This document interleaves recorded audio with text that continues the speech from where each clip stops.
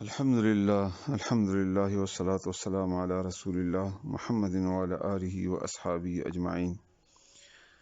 أما بعد فأعوذ بالله من الشيطان الرجيم. بسم الله الرحمن الرحيم. سورة آل عمران آیت نمبر 155 بوایو ان شاء الله. الله تعالی د قرآن کریم بیانولو هغه توفیق او حق ادا کولو توفیق راکړي. الله تعالی دې موږ تاسو ټول په قرآن باندې پوه او بیا د عمل کولو توفیق راکړي. آمین. جنگ بدر باندې تفسیره ده په هغه کې الله تعالی جنگ احد باندې تفسیره ده او الله تعالی د جنگ بدر واقعا وريادای مسلمانانو ته چې تاسو خنن د احد په ورځ کمزوري یې د کافرو مقابله کې خو تاسو په جنگ بدر کې دنه هم ډېر کمزوري وای او کافر ډېر مضبوطیا سره راغله او په تاسو باندې او تاسو جنگ ته وتی هم نه وای. مسلمانان په جنگ بدر کې د جګړې د پاره مدینه نه وتی کني مدینه کې دومره کمزوري یا دومره معمولی اسلحه نه وي. الحمدلله دا قومونه ټول عمر جنگیدلی په خپل کې اوس خزرج او خو جنگجو خلکم او خې قسم اسلحه ور سره وي. خو بهرحال دوی وتی د قافلې د پاره چې ابو سفیان د قافلې سره 500 کسانو سره روان دی او په دلارې باندې زیو مکی ته امداد وړي او قافله د تجارت ناغه د پاره د 300 کسان عام لکه چې بنده اوزي او ډنډي او کوتکیا چې څور سره یې غره واخلي. نو ال تلار کې دوی ته پته ولګی چې کافر په حمله راوتی دي. نو الله تعالی ودا او رسول الله صلی الله علیه وسلم سره چې یو شی در کومه یا په قافله او یا په کافر شکست څه غواړي. نو رسول الله صلی الله علیه وسلم هغه ملګرو په مشورې چې کوم وتی ونه د کافر مقابله ته ورغلل. نو دا جنگ د پاره وتی نه ونه اندازه لګوي دی بس کیفیت کیو او ال د کافر د جنگ د پاره ډېر په غصه او ډېر په شدت سره راوتی او دا فیصله کړی چې نن به دا مسلمانان ختمو د زمونږ د پاره د معاشي اقتصادي رکاوټ هم دی او لار اوس بندې ځکه د شام لار په مدینه باندې نو دلته د مدینه کې اسلامي ریاست جوړ ته زما لارې باندې زیو او زما د مقابله د پاره سامان وړي ولته بیا ما سره مقابله وکړه. څنګه کېدلی شي زمونږ به تاسو بیا پریدو. بهر حال مسلمانانو وتل نو هډر قوت کیو د زر کسانو او بیا اسلحه و غیره دلته مسلمانان کمزوري یو اسو دی سره هم دا غرنګ دی یو څو دانی توري وي نور څه نه زی او څه غیره. نو مسلمانانو باندې اسیم غبرهټو په دی عین په دی موکي کې اطلاع راغله چې کورس هم مدد روان دي. څنور کافر په هغه وخت کې مضبوط کافر ودام روان دي. دا خدا دی کافر دنه علاوه هم دومره نور روان دي. نو مسلمانانو باندې هغه فطری را چې انسان کې هغه نور راغله چې دا به څنګه چل شي. نو الله اوس وعده کوي چې بلا ولنا مخکنه خو وعده کړی وکنه الله تعالی چې زر فرشتي او کتا صبر وکي نو زب درې زر فرشتي راولېګم. نو صلاح فرمایي چې بلا ولنا ان دي کې څه مشکل دی الله تعالی لپاره. تاسو کوم ایمان راوړونکي په الله بدا چې کله سره الله پیژني او الله تعالی باندې ایمان او الله تعالی سره تعلق یې هغه مضبوط وي نو بیا په دې خبرو ډېر اسانه سره پويږي. ولنا ان کچره تصبرو تاسو صبر وکړو وتتقوا او تاسو تقوا اختیار کو یری د الله نه د الله د یرم ګناهونه پرې خودل او وياتوکم او راشي اغوی تاسو باندې من فورهم اچانک هاذا چې دادی دغه څنګه چې موږ الله دی راغلل او دا د جنگ یو طریقم ده پروپاګاندا او دا سکیږي په جنگونو کې پروپاګاندا کده کافر د دشمن باقاعده یو انیا د هر جګړه یو طریقه د چول پروپاګاندا خوراک داسې زورور دی او داسې ډیر دی او الله راغلل او هغه دی او ما اولیدل او فلانه دی نو دلته په مخالف فریق باندې هغه روب راشي. نو کداسې چل او شو مثلا نو یم ددکم مدد بو کی تاسو سره ربکم د تاسو رب ب5000 50,000 فرشتو سره من الملائکه د فرشتو نه مسومین نشان زاده بوي. دلته الله تعالی یو شرط بیانوي صبر او تقوا کدا تاسو اختیار کړه یعنی ګوري اول عادت د زرو تاسو صبر وکړو 3000 کبیا تاسو صبر او تقوا اختیار کړو کافر زورور شو در باندې نو 5000 فرشتي او دا مې تاسو ته بل پرونی درس کې دا ویلو چې فرشتو د یوم کافی او الله تعالی د پاره خدای ته خو چې الله انسان په کم شکل کې فرشتہ راځي ومغه قوت وي الله ور کړی نو 5000 کافر 1000 دي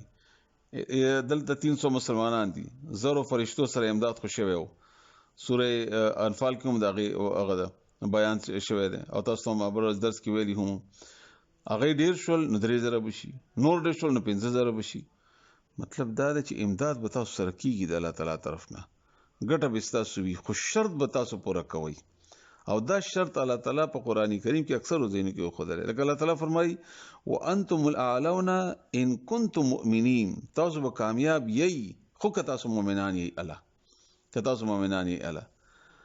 جنگ خندق کې رسول الله صلی الله علیه وسلم اعلان وکړ چې بیا به تاسو باندې کافر حمله نه کوي، بیا به نه کوي حمله، خو کله چې کله تاسو مسلمانان یې تاسو د الله تعالی غو وعده پوره کوئ. خو شرایط دی الله تعالی پیدا کړی موږ دې لپاره آزمایش ته پاره، آزمایش به تور کوي ته به تیاریږي نو الله تعالی به امداد کوي. الله تعالی خو تر نه دی چرته، او مغه رب دی او مغه وادي دی او مغه خبره. نو صبر او تقوا د باندې خامخ ځانم په یول پکار دی، او د په هر مقابله کې د دشمن کاغه شیطان دی او کاغه دشمن په هر صورت کې دی، دا دو اسلحه چې انسان سره وي مسلمان سره ناغي بیا هغه کامیابی دلې نشي. دا الله وادي دی، الله وادي وکي. مکه کې په کافرو باندې مشکلات مسلمانانو باندې د کافرو طرف نه، نو الله تعالی فرمایي چل ورته خای چې واستعینوا بالصبر والصلاه، امداد وغواړي الله تعالی نه په صبر او په مانځ سره. صبر د صبر معنی هم د کول پکار دی، خو د پښتو کې موږ صبر وایو د مجبورۍ د وجې نه، نه صبر خبره د مجبورۍ نه وي، صبر وایي ایثار دوتا او رکاوټ ته، مستقل مزاجی ته، ثابت قدمی ته. او د دې درې کیفیتونه دي، یو صبر په نیکیانو، ځکه چې نیکی کوي او ثابت قدم نه وي، اسی بس لاړې وخت کو دې نکړه وغیرہ نه، ثابت قدم مضبوط یا سره ډال رکاوټ وغیرہ مضبوطی سره ودرېږي. او دویم د صبر عن السیئات، ګناه نه ځان بچ کول، ځکه چې هر ګناه خوګه ده او ته ګناه نه ځان بچ کړې نو ثابت قدمی سره به بچ کړې. او دریم کیفیت چې کله ته دا کارونه کوي نو شیطان به راځي من الانس ومن الجن، مقابله به کوي، تا ته به تکالیف درکوي، جیل او سختی او نرمي وغیرہ وغیرہ د هر څه به راځي، نو ته به بیا هم ثابت قدم اوسېږي. نیکی باندې به ثابت قدم وي، ګناه نه به ځان بچ کوي، په هغې به ثابت قدم وي، مقابله به د کافر کوي هغه ته به ثابت قدم وي، د دشمن هغه به ثابت قدم وي. نو که تاسو دا صبر وکړو او تقوا مو اختیار کړه، د الله د یری د وجې نه تاسو ګناه پرې خدا، الله د یری د وجې نه ګناه پرې خدا، نو داسې حال کې کدا کافر په هر صورت کې پتا سو راشي، نو زه به تاسو سره امداد وکوم، زه به تاسو سره امداد کوم. اوس دا د جنگ بدر هغه کیفیت انصار سره سړی نه پوي، تاسو موجوده حالت ته راشي، هم اقرب ده او مغه الله ده او مغه زورور ده او مغه فرشتي دي او مغه وادي دي او مغه قران دي. د قران مطلب صرف دا نه چې د اخیره کتاب ده موږ په دې باندې صرف ایمان براوړو، نه، او مغه وادي دي او مغه کیفیت دي او مکه د قران چې په همدغه رنګي په دې حالاتو باندې اومني او ځان په پوي نو بیا سړی پوي. مثلا موږ په پاکستان تصور کو یا افغانستان باندې روس راغلو په شدید قوت سره بار قسم الله فرمایل چې تاسو صبر او تقوا کوئ زه به تاسو سره امداد کوم، نه امداد یو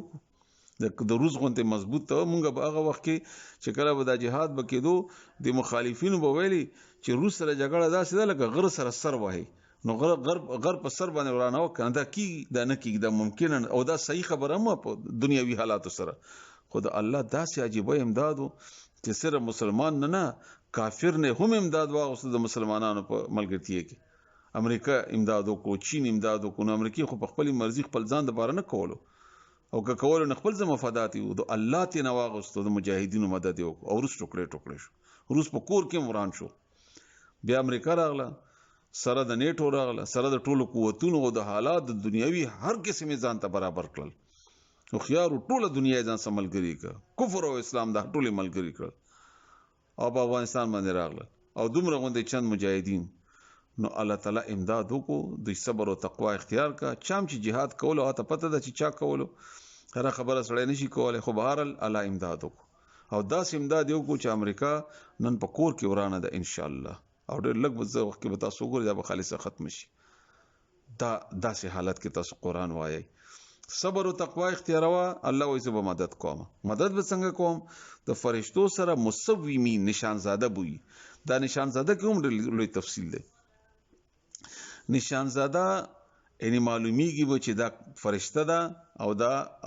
او دا مجاهد د انسان ده. څه خلکو تخکاره شي وي مجاهدینو لیدلی هم صحابه کرام او زه په خپل په دې گوایم چې په دې جنگونو کې الحمدلله څنګه موږ ته نصیب شوی دي دا چې څنګه ملګرتیا کوي الله تعالی د فرشتو ذریعہ سره اړیر واقع دي به خبره ډیره زیاته وګدي کی بهر حال یو خدا مطلب ده. دویم جنگ د پاره ځنه تیاریانی وي یعنی سړی په لار روان دی هغه بل شاندي یو سړی جنگ د پاره رواني داغه بهادری هغه انداز هغه سامان داغه اسب هغه بل شانتی وي لکه پهلوان چې په مقابله ته وزي نو هغه خو کپړو کې نه وزي کنه هغه د خپل وردیانی وي یا هر یو مقابله ته سکوزي د خپل وردی نشانه یې چولی او پاغه باندې نشان د وطن او د قوم غیر عمل کېدلی او د بهادری هم ور باندې چې هغه دشمن د لپاره یو اطلاع او چیلنج هغه نشانی هم وي. نو دا تاسو هغه بدر نه اوسرا شي په دې حالاتو برابرې کوي. نو نن سبا حالاتو کې د دشمن د وهلو د لپاره څه شي دي مثلا انټيليجنت ته مثلا ډرون ته مثلا جهاز ده مثلا ټانک ته مثلا سټلایټ ته مثلا فلانه ده مثلا اټم بم ده هایدروجن بم ده او فلانه شل ده فلانه شل ده فلانه شل الله وي دک نشانات به تاسو تم در کوم. نو دا به اغه د پاره ان د دشمن په نظر کې اوس تاسو وګورئ دا ډېره ګهره خبره ده خو کزین ته پریږي دشمن په نظر کې وګورئ. لکه مثلا موږ په پاکستان تصور کو مسلمانان به تصور کو او موږ جګړه د امریکای سره اسرائیل سره اوس اغه د کم شنه یاریږي یا تیارې کوي یا غبراويږي الله هغه شکلونو کې بالا تعالی غي ته او خی چې داشته د کدي داسي ان شاء الله تاسو پوښیږئ یا زموږ دشمن تاسو تصور کې کافر دی بلتي هغه یو کله چې هغه یو شی جوړ کې اسلحه نو هغه دغه نمایش کوي کنه کوي هغه نمایش څه د پاره کوي صرف د پاره نه کوي چې ټیسټ وکړي دشمن ته هم خی چې ما سره دا شی ده دشمن ته خی دشمن پیری چې ما سره دا شی دا قومي پریډونه چې وي دا نور قومي ورځي چې منوي دشمن ته خی کنه چې ما سره دا دي دک هغه نشان ذاتی دي هغه شیونه دي. نو الله فرمایي زه تاسو سره کوم تا به تیار کړي هم نه یو د سره مدد کړي او دا شی دی او کیږي بهرال تفصیل وکړي کی مانس د کوي بلا ولنا ان تصبروا کتاسو صبر کو وتتقوا او تقوا میں اختیار کا او یریدای د الله نا وياتوکم او راشدوی پتاسو من فورهم هذا اچانک چې دغه موږ پښتو کې چې الله دغه دی راغلل یم ددکم نو مدد وو کی تاسو سره ربکم رب د تاسو بخمسه په 5000 زرګونو بخمسه الاف په 50 من الملائکه د فرشتونا مسومین نشان زاده معلومه